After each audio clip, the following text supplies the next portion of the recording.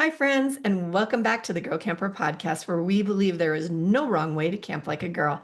I'm your co host, Lesa McDermott, and today we are talking about one of my favorite camping companions, and that is my e bike. Joining me today is Angie Skinner, SiriusXM Speedway host, motorsports marketer, and wife of retired NASCAR driver Mike Skinner. Angie and Mike travel part-time in their motorhome and they take their Buzz e-bikes everywhere they go. We're going to hear about how e-bikes have added fun, flexibility, and a whole lot of adventure to their RV lifestyle. Also joining us is Hannah Woolery from Buzz Bikes. She's going to share tips on why e-bikes are such a great fit for campers and what you should know if you're thinking of adding one to your travels.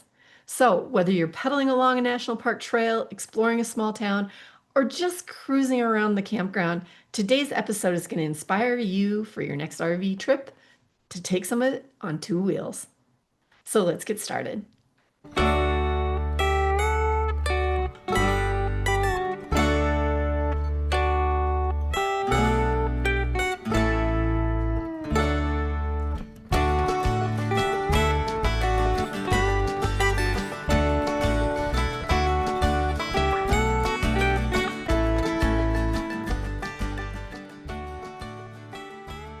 Hey, welcome back, everybody. And I am so excited to have Angie Skinner on and Hannah Woolery, who is from Buzz Bikes. But we're going to start with Angie. Angie, it was so fun meeting you and your husband, Mike Skinner, this summer when we did our Buzz Gang. What do we call it? Our Well, that was the first Buzz Biker Gang meeting and ride. So you were part of the inaugural gang gathering. Yes. It was so fun. Angie and I and her husband, Mike Skinner, who's a former NASCAR driver, retired, and a whole bunch of their friends who all had buzz bikes. We rode part of this Mickelson Trail here in the Black Hills one morning, and it was really great. And it was so much fun to meet them. But Angie and Mike are really into the RV lifestyle Yeah. and love their buzz bikes. And so we're going to talk a little bit today about road tripping and how they've incorporated their buzz bikes into where their adventures take them. So, Angie, can you share a little bit about your RVing lifestyle with Mike and how often you're on the road and what kind of adventures do you guys like to have? So it's kind of funny because we started off RVing kind of as spoiled brats because Mike was racing and our RV was basically our condo at the racetrack. And I'm ashamed to admit it, but we didn't even drive it. We had a full-time driver. So we would fly in for the race and we'd get picked up by the RV driver. And when we got there, sometimes dinner was made, the coach was clean, groceries were in. And so we were very spoiled. And so it was essential. And when Mike retired, one of the things that we both looked at and said a luxury that we would love to try to keep was the RV because we had slowly started driving to races. We would maybe go on like a 3 week run or a 6 week run where we go track to track with other drivers. And we were like, this is so much fun. Why have we not been doing this? And so we just really enjoyed it. And then we doubled down because once Mike did retire, we discovered a luxury RV park called Mountain Falls up in the Blue Ridge Mountains here in where I'm sitting right now in Lake Toxaway, North Carolina. And so we found ourselves, we bought a lot there, which we never even realized that you could buy an RV lot. And then we started meeting other RVers. And it was just like a new lease on life. I call it our third quarter, right? If a football, so we're in our third quarter of life. I'm not quite to fourth quarter yet. Don't rush me. So we started just loving the RV life. And when you're around other RVers, you plan trips.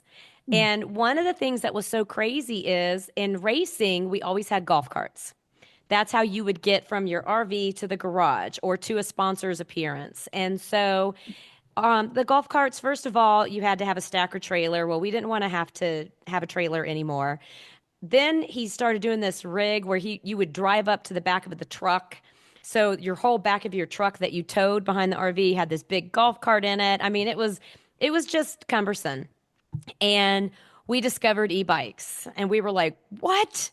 You mean we can fold these e-bikes and put them in the back of our car? And there for a while we used to put them under our bus even because we had big bays in one of the RVs that we had. And it was just like oh my gosh, we can get rid of the golf cart now. So that's kind of how it all started. Well, and there's so many things there that we could talk Oh, about. yeah. Being at NASCAR, I'm a huge NASCAR fan. I've always wanted to do that. I think that would be so much fun. So I can only imagine. And then having an e-bike to tool around, on whether you're camped on the infield or, auxiliary lots outside. I mean, that would be so much fun to have. So I can see it would be such a natural fit. I will tell you, it's kind of funny because some racetracks, unfortunately, and Hannah knows this, we've talked about this a lot when we try to do different videos for Buzz because we have so much fun being Buzz bike ambassadors. I think we're on year 4 or 5 now. And it's so, I have to say this too, and I'm sorry, I'll jump everywhere because I get excited. But I thought one of the coolest things was when I first met you and we were in the parking lot, you went, how did you get all these Buzz bikes? And I said, these are our friends. And you were like, what? All your friends bought these bikes and they travel with them in their RVs? And I'm like, yes. And you were like, that's insane. I mean, we did a group picture, remember? And it was like 15 of us or 16 of us all on Buzz bikes. It was such a cool deal. But we have Yeah. discovered some racetracks will not allow e-bikes in the infield. So you Mm. can have them on the outside. So I always tell people before you go to specific racetracks to always make sure that you can actually have your e-bike. I mean, we've heard horror stories of people trying to get into the infield and then like, we're going to confiscate your bike until you leave. And you're like, what? Are you serious?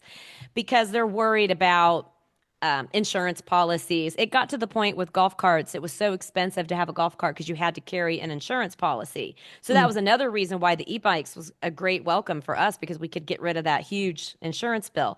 So the thing that was the best, in my opinion, are the road courses for the e-bikes because in road courses, you don't necessarily have grandstands. You have various grandstands throughout a road course, but a road course could be 3.5 miles.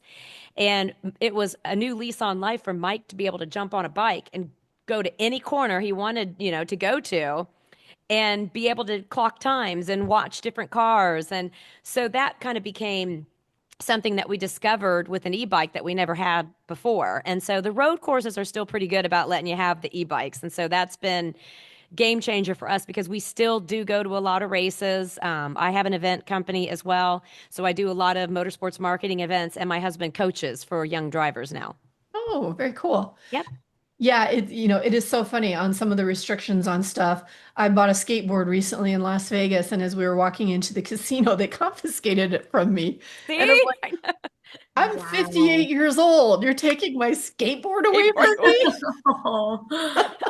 Things you never thought you would say in your 50s, right? Exactly. Yeah. That's awesome. I love it. But we've run into that same situation too with some of the bike trails. You and I, we had rode together this summer on the Centennial Trail here in South Dakota, and that was a fun event. But I have to say, that trail this summer also, our governor, for some unknown reason, um, signed legislation that basically makes any e-bike that has a throttle on it, which is a buzz bike, Mhm. illegal on the trail. And we Mhm. had met up with one of the trail rangers that day, and she was telling us, what an impact, a negative impact that it had actually had on the trail so far, and that they were seeing a huge number of a decline in trail passes being issued this year. And she was really attributing it to that. So we're hopeful that maybe we can get that legislature's change because our understanding is the reasoning behind it was people who are on horses because this is supposedly a non-motorized trail. Well, e-bikes have now changed that concept. Mhm. But when horses on it, horse riders were complaining that e-bikes can come up way too fast and Mhm. can do more than 20 miles an hour. Well, a normal road bike can do more than 20 miles an hour.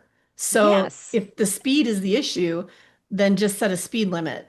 Don't Yeah. prohibit a majority of e-bikes that are being made from being on this trail. The nice thing that this trail ranger did let me know was that while this is illegal to now use an e-bike, they also have no way to enforce it.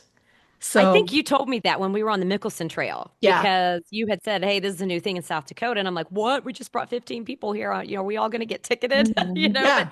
But see, the thing is like common sense, right? I mean, yes, sometimes you're going to have a kid that's rude and has no common sense and Hmm. goes buzzing by you, and I mean that might happen to us while we're enjoying our ride. But for the most part, and at least for me and a lot of our friends, when we're out on a trail, I don't want to be going 20 miles an hour. I want to see the scenery. I want to Hmm. enjoy the ride. And the reason why I love the Buzz bike is the pedal assist. I actually want the exercise, but Yeah. I also don't want to be climbing up a hill and it ruin my whole adventure because I'm just out of gas, right? I'm just like, okay, I'm so tired now.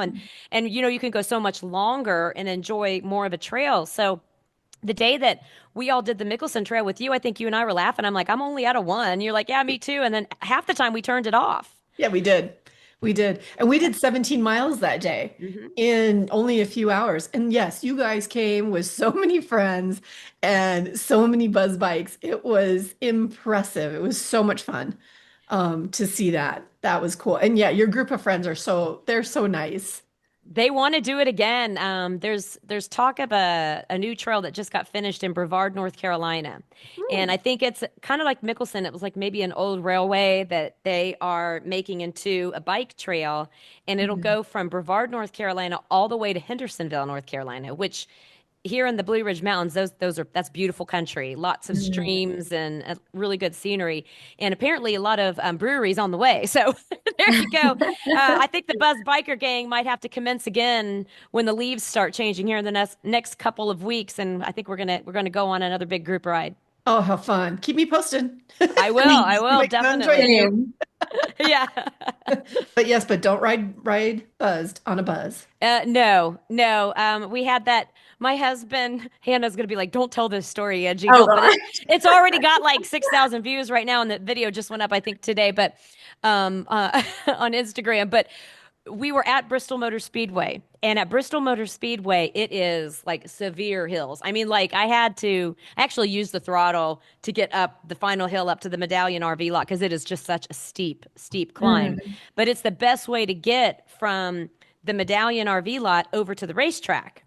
And so one night we were all coming back from the concert and we stopped to have fun with our campers and RV folks. And, you know, Mike, I think, had a shot and I think a cocktail that was very strongly made. And I left them. I'm like, I'm done with you guys. I'm going back home. I'm tired. And so I got back home safely. And all I know is I'm washing my face and I hear, Mike had a wreck, but he's okay. And I'm like, what? So apparently in slow motion, he got up to the top of the hill and stopped pedaling because he was a little buzzed, I guess, and he just kind of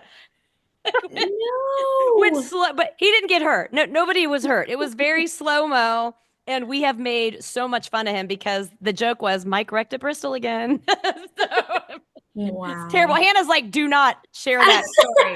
You're lucky Cam's not here. I know. But it was pretty darn funny. So Yeah. yeah, Oh, don't ride Buzz, y'all. It's not a good idea. That is too funny. That's too funny. Well, you guys have had a lot of opportunities to take your buzz bikes all over. And I think, I know for me, some of the trails that I love riding on, again, we were mentioning the Mickelson Trail. I might have called it the Centennial Trail earlier, but it is the Mickelson Trail.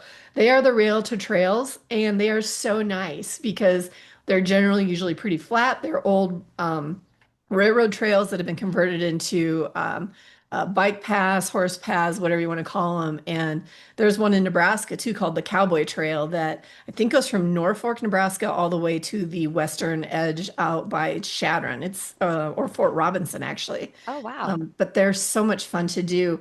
Was there anything that kind of stuck out to you when we did the Mickelson Trail that you'd like to tell people about? Yeah, so there's a couple things. One is that it's just a beautiful trail. The scenery, we were lucky this year because they've received a lot of rain. So remember, it was so green. I mean, Yeah. just everything was so vivid green, and we just kept commenting on that.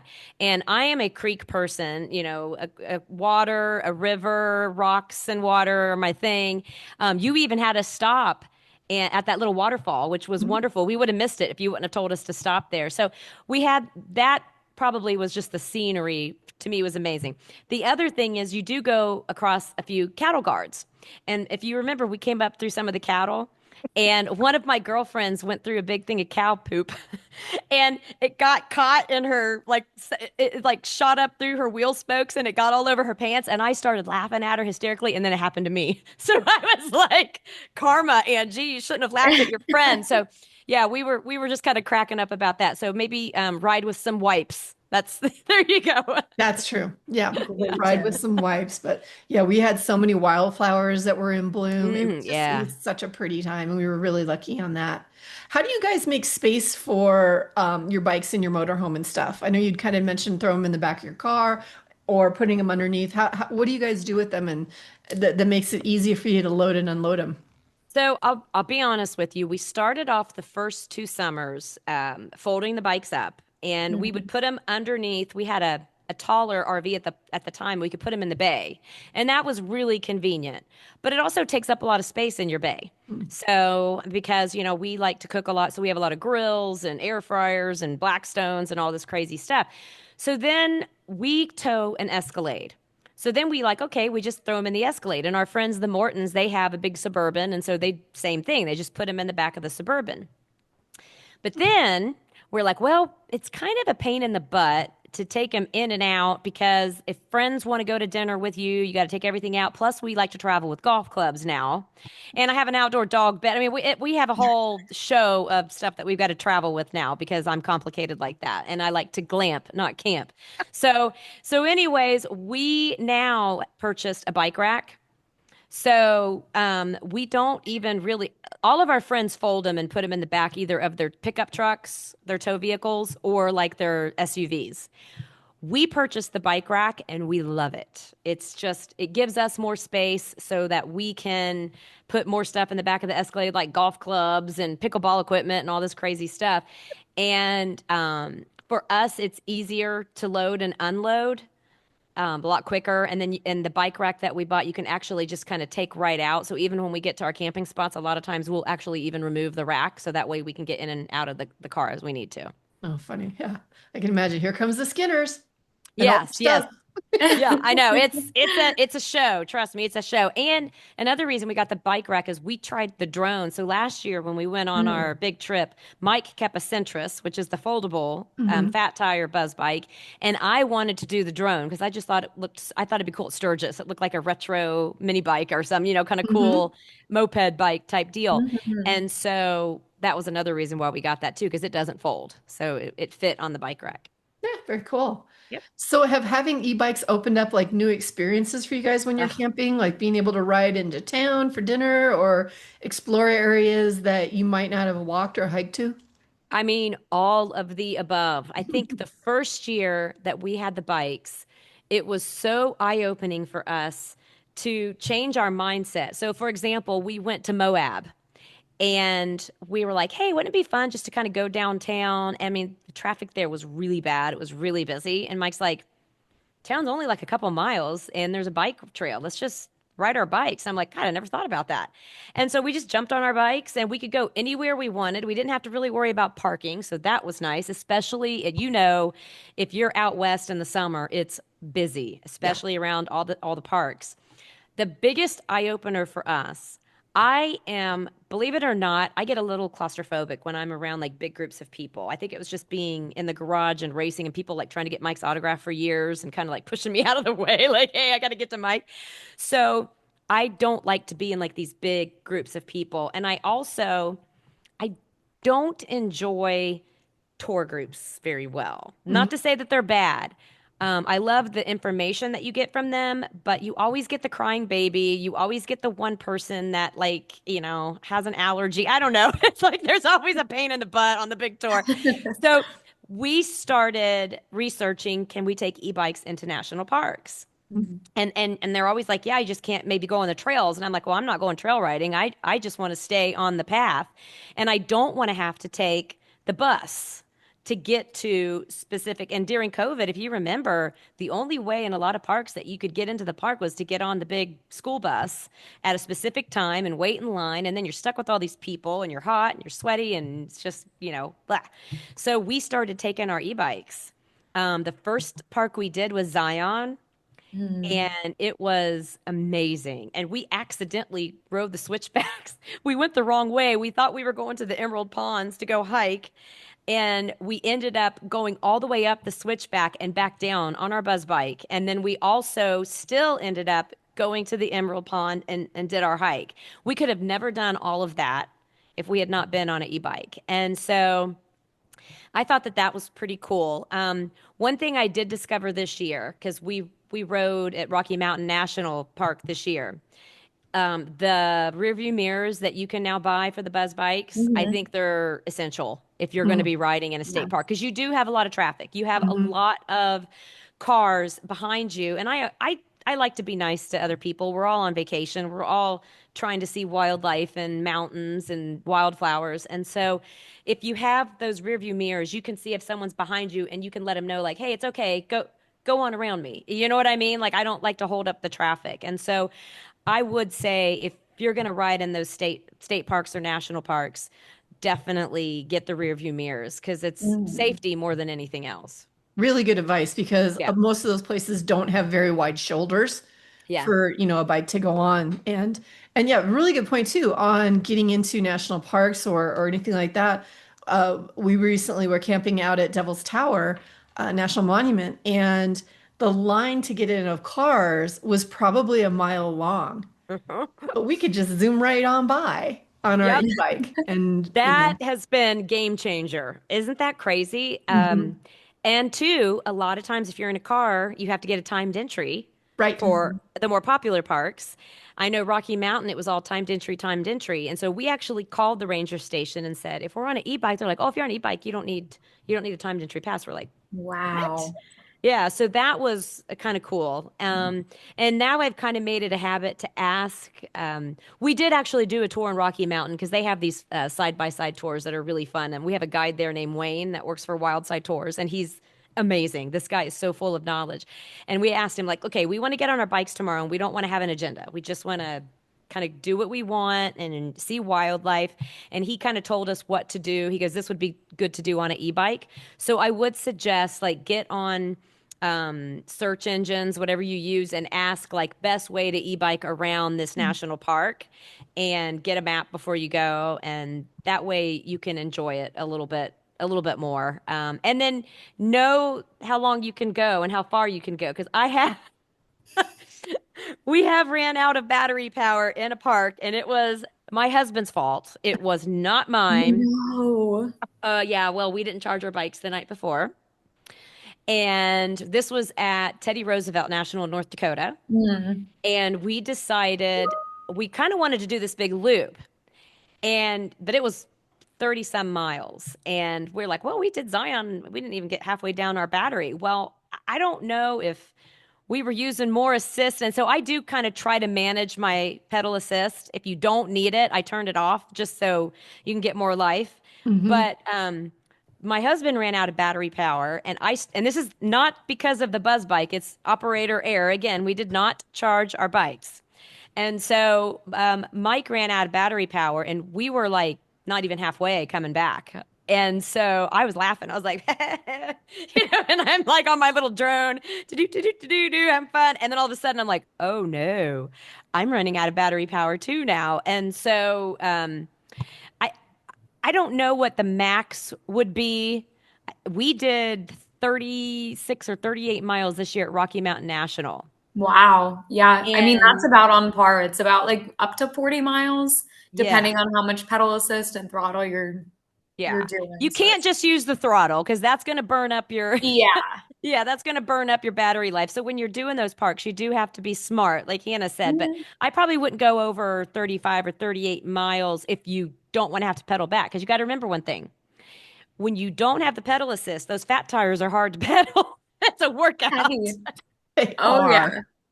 Yeah, and And I also got stopped by a buffalo, and Hannah knows there's a video. it's There my was a favorite story. Oh my God, there was a buffalo, giant buffalo, right in the middle of the street when I was trying to get back. And I have no battery power and I'm trying to pedal this drone. And I saw it and I'm like, oh, oh, please, dear Lord Jesus, please don't let this buffalo like be angry with me. Like, I'm just like, this is your home. This is your park. I just want to simply go by you. without you charging me.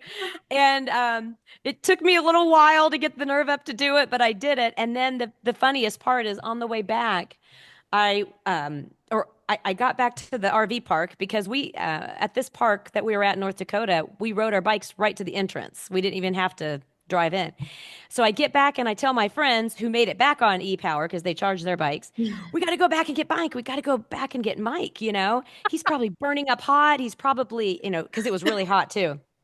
And on the way back, I'm so worried about him getting stopped by this buffalo. What's going on with Mike? Is he okay? And when we show up, he's all but petting the buffalo. Like he wasn't petting him because that's not smart to do, but he's taking a picture of it, just checking it out. And I'm like, of course, he's enjoying Sounds right. it. Yeah. Yeah. Oh, that's too funny. Now, Hannah, you are with Buzz Bikes. I am, yes. So, can you give us a quick overview of some of the bikes that Buzz makes and what you think were really good fits for RV travelers like Angie and I? Yeah, so Buzz Bicycles, we offer mostly all class two, which means, like you said earlier, it's going to have a throttle, but it's also going to have that pedal assist. So we have a wide range. We have one e-trike, which is a really good option for those of you who need a little bit more Mhm. stability. We have, like Angie mentioned, that really, really nice, stylish drone. That one's a little bit more flashy. It's this bright red color. It's got some really nice fat tires on it. And that one's good for just cruising through trails and over campgrounds. But I would say the one that applies most to your audience and to all the campers out there is probably the Centris, which, you know, you both are so familiar with. And that's our folding e-bike. So it's our best seller. Folds right up. You can fit it in your RV, in your camper. I fold one up and put it in the back of my Chevy Impala, and it works just fine. But the great thing about it is it has those really nice fat tires. So you could take it off-roading. You could go on trails through the campsite, through the pits if you're at a racetrack like Mike and Angie. And you're going to stay stable enough to not just slide right over. It also has a front suspension if you're taking on a little bit more and you need a smoother ride. Yeah, it goes up to 20 miles per hour. So if you do want to zoom a little bit, you can. But other than that, the big draw of it is its portability. It's great for travel. Really, really awesome for transporting. I think one thing too that's really important to know, and I didn't even really realize this until this year. And this video we did is actually still being edited, but we had some friends up in Crandon, Wisconsin, which that is a big off-road dirt race. So I mean, lots of gravel, lots of dirt, and our bikes were essential for getting from the campground to where the track is. And so that was like really handy to have our bikes there. But I had a girlfriend that is, okay, I'm not going to say her age, but she is in her 60s. Okay. And she's active, but she had a really bad bike crash about 12 years ago. And it was a road bike. And I mean, to the point where it tore up her shoulder, she's got plates. And I mean, it was really scary. And she has not been on a bike since. And so her husband wanted her to test out the Buzz e-bikes because they do a lot of camping. They've got a Super C that they live like 20 minutes from Yellowstone. So they're out in Cody, Wyoming. So he's like, we could just do so much more if you would just get back on a bike. And so she was just like, I'm still, you know, kind of weary and really kind of scared. And so we put her on the Centris.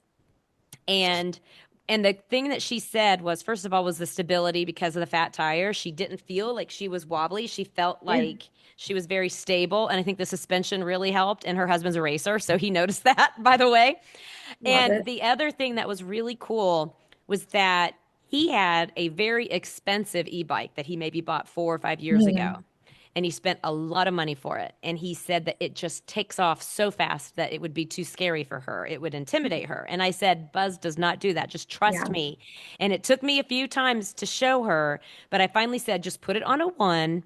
And when you start pedaling, you'll feel it, but it's not going to take off. Yeah. It doesn't launch. And I think that that's one of the big things for a lot of my girlfriends that are in their 50s and their 60s, even 70s up here in Mountain Falls. That's why we have sold so many bikes to our friends, is because it's stable and it doesn't take off on you. And I really think that that is important to note because they ended up getting online and buying bikes like 30 minutes later. So it's pretty cool. those are great points that you bring up. I think touching on the whole stability and activity part of things, a lot of people have this misconception about e-bikes that they're either for lazy people or they're Yeah. just for kids who want to kind of make trouble and go really, really fast. But that's not at all like the customer base that we have. A lot of people who use e-bikes use it so that they can get back on a bike or maybe Mhm. even do harder things than they initially would be able to do. Um, one of our influencers and ambassadors, her name's Nidra. I actually had the chance to sit down with her dad, Larry, last year, and Larry's 78. And about 2 years ago, I want to say, he was in a pretty nasty car accident. Somebody rear-ended him. And so he has a lot of like back and then hip issues, but he really wanted to stay active. And so he saw Nidra riding her Buzz bike and he was like, hey, like maybe I could do that, you know? And so 78 years old and he tries this bike out and he actually really liked it, you know, like Angie said, it's very stable. You get the pedal assist in. And Larry, I watched him go around the trail like I think he does 7 laps or no, it's 30 laps and 7 miles per day Wow. that he bikes. 78 years old, and he's able to get that exercise and that movement in. And so, really, really great for anyone of any age, of any ability. Even if you're just going on a trail and you want to go like 20 miles instead of like 5, you know, you can do that. You can see more, you can do more. So, it's really great in that aspect. And Angie, I love how you brought up that it doesn't immediately take off. I was one of those people who was super kind of like wary of e-bikes and it's like it might be dangerous, it might be a little scary, but the great thing about Buzz bikes is it takes a little bit for it to kick in, like Angie said. So you're gonna pedal like 1.5 rotations and then that's when it kicks in. Mhm. And we have 5 levels of pedal assist, so you can kind of like customize like how much of a punch and how much help you want. So It's rare. I mean, and Lisa, you can probably chime in here too. It's rare for us to ever use a 4 or a 5 assist. I mean, mhm. typically we're just using a 1 or a 2, 3 if there's maybe an incline that I'm just like, I don't feel like working out today. But now sometimes I'll challenge myself and I'll get that workout in. And then on the way back, I'm kind of like, I'll start to slowly Mhm. kind of, ease it down a little bit. But I think it makes it way more enjoyable, especially if you also order the bigger seat. Oh, yeah, you do The get Since the more it bigger was a big seat. comfortable. memory foam Yes, one. that bigger seat is a game changer too. A lot of my friends go, "Why didn't you tell us to get that?" I'm like, "Oh, I forgot. I'm sorry. Get the rear view mirrors and the big seat. There you go." Well, Good and you're call. right, and seeing people, Hannah, that maybe normally wouldn't. I saw that all the time with the Mickelson Trail actually goes right behind my house. And in the Nice. last few years, I've been able to see people that I would never have expected to be riding, this gravel rail to trail that's Mhm. 125 miles long, even parts of it, just to see them out in the middle of nowhere doing it. And I think that is really cool that e-bikes have been able to open that up. And I also say, my husband had never been on the Centris before. That's what I have, but he Mhm. doesn't have an e-bike. So we borrowed a friend of mine who has the Centris. And so when we did our Buzz Biker Gang event, that was the first time he was on it. And he's a pretty tall guy, and he was Yeah. really surprised at how comfortable it was. hmm Yeah, well, No, we've it's got some some friends, not mhm. that they're like, they're just tall, right? I have one friend that's like Mhm. 6'5", and he gets on his Buzz bike here at the park every day and rides it to the pickleball court. And that's another thing that we have discovered, especially with RV living. A lot of people that live in RV parks for seasonal. I mean, we're up Mhm. here about 6 months a year. But there's Mike. Hi, babe. Just walking right in the middle of a broadcast. so, but we also oh, he said calm. Okay, there you go. So he also said that, or no, what I was trying to say was that when you have your bike just parked outside your cabin or your RV lot, you use it so much more than you would a golf cart Oh yeah. because Mhm. it's just easier to jump on it.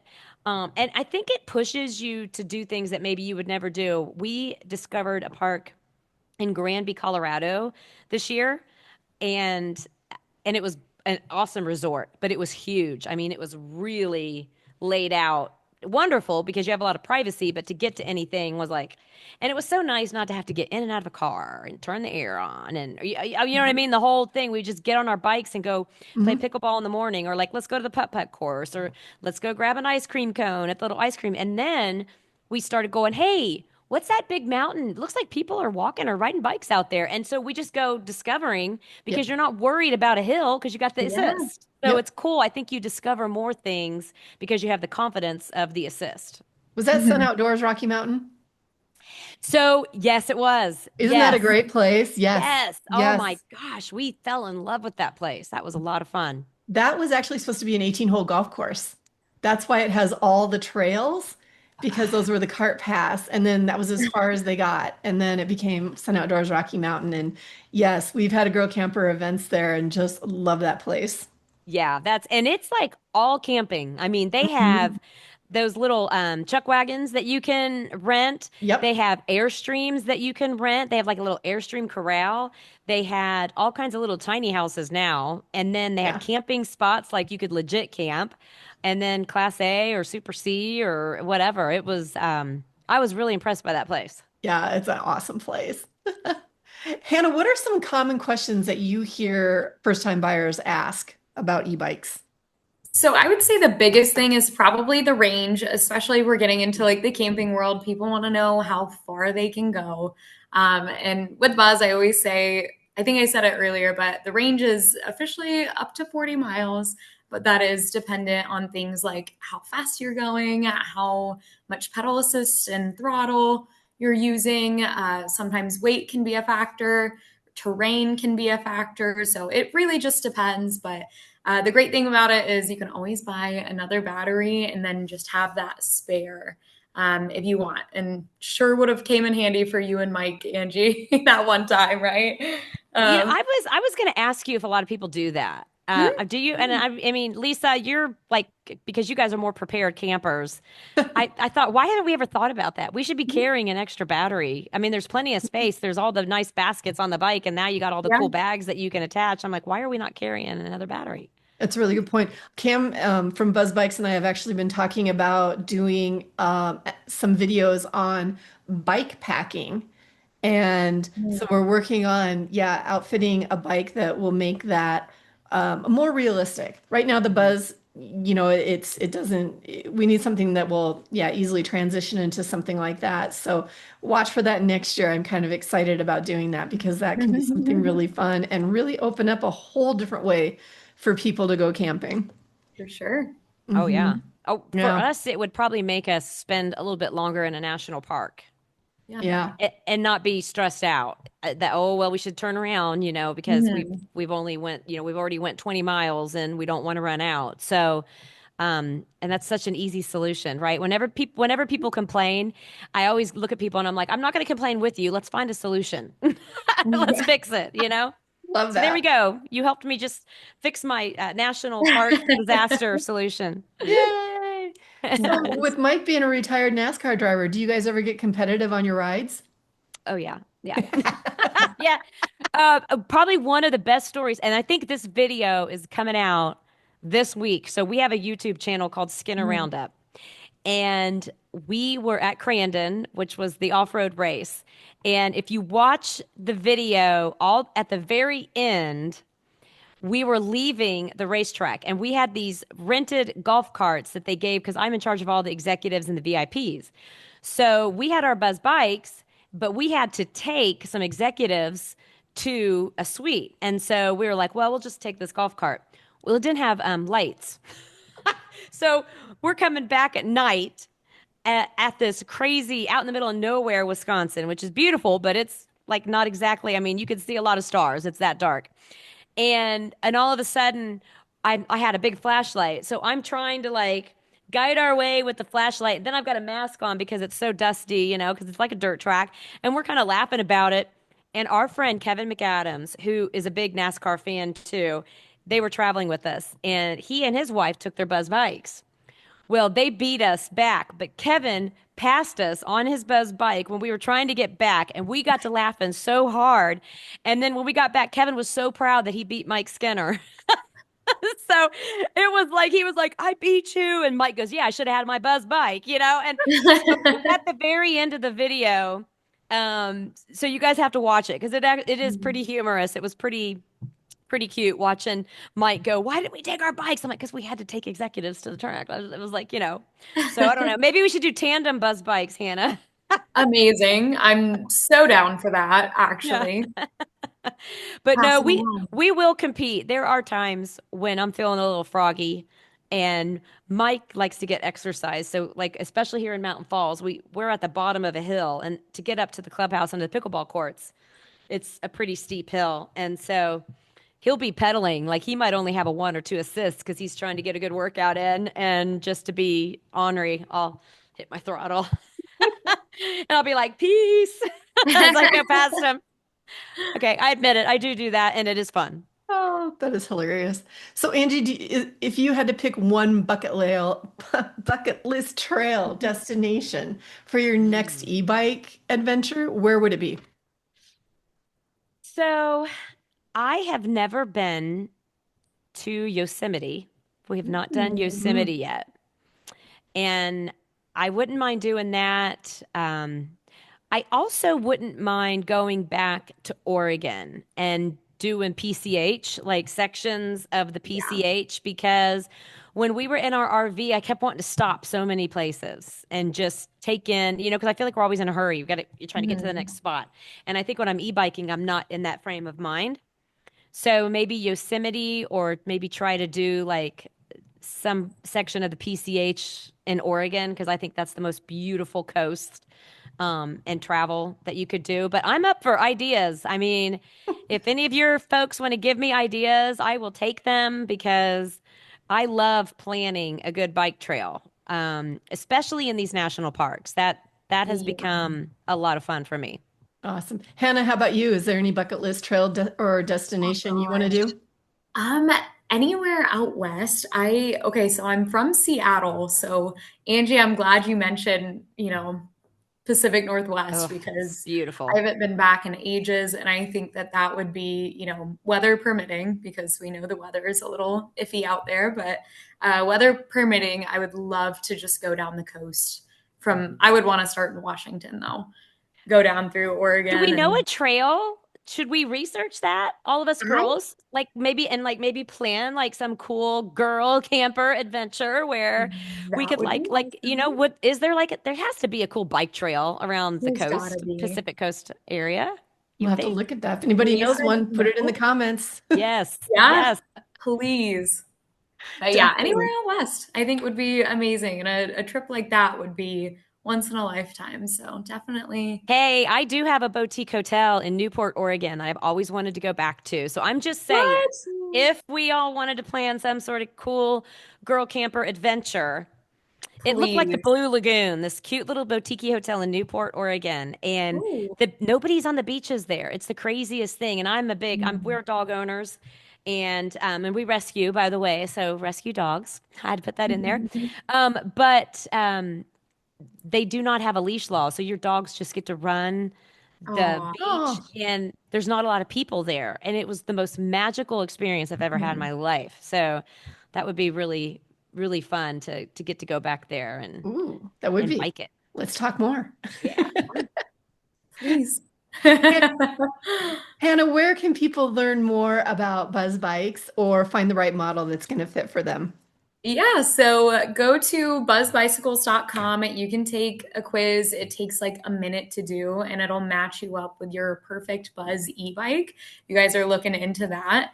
Other than that, you can always find us at Buzz Bicycles on pretty much every platform. We're on Facebook, Instagram, and if you have any questions at all about Buzz Bicycles, please reach out via social. I'm the one that does social, so you will be directly in contact with me, and I'd be happy to chat. So, Very cool. And I think we have a special Girl Camper coupon, literally Girl Camper one word, that gets you a nice little discount off of anything on the website. So, yeah, check that out. Angie, any final tips for making RV travel even more fun with your e-bikes in the mix? My tip would be plan. Mhm. Just just plan and be more prepared. A lot of my friends, they call me Julie the cruise director because I'm the one that is typically planning everything, but they do admit once they're done, like, oh, I'm so glad, especially with national parks, just call ahead, make sure certain roads are open. Just be smart, right? Use Mm. common sense. And if it's going to be lightning and storming outside, you probably shouldn't go, trail riding on your bike. If you don't enjoy adventure riding like that. But I think the biggest thing is just to plan ahead and then take it all in. Actually enjoy it. Don't be in a hurry. Very cool. Very cool. Ladies, this has been so much fun. Angie, be sure to tell Mike hi for us. And I thank you so much for coming on today.